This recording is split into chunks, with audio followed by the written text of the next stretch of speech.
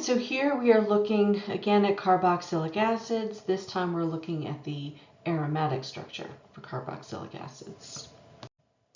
All right, so this is short and sweet. IUPAC for aromatic carboxylic acids. That's it.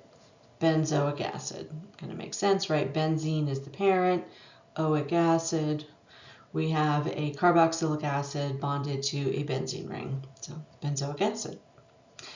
Okay, so keeping in mind that the carbonyl is always going to be carbon number 1, or that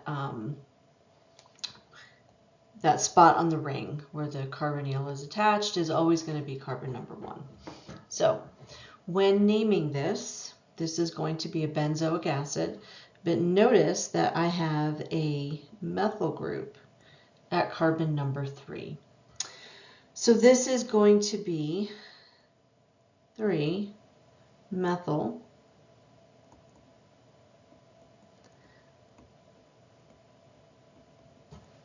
benzoic acid. Now, if you like the designation MOP, you can certainly look at that. So if I'm looking at this, that designation here is our M, right? So this is going to be, if I wanted to do that designation, an M-methyl benzoic acid. Oops, there we go. And that's it.